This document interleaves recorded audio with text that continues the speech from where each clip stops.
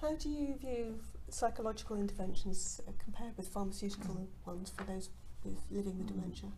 Well, I think of dementia as being like a kind of a long-term condition that causes disability and or results in disability, and that makes it harder for people to take part in the usual activities, manage everyday life, take care of themselves, do the things they would like to do.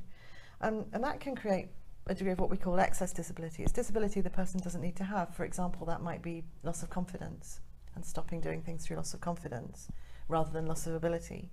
Or it might be anxiety and depression, which can also stop you from engaging in things and enjoying life. And that's where I think the psychological interventions really come in, is tackling all of those kinds of aspects.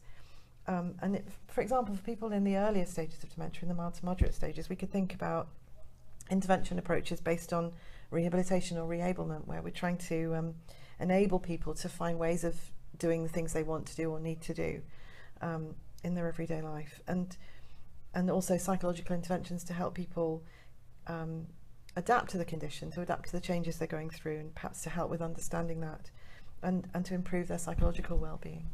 So whereas probably a pharmaceutical intervention might be thinking about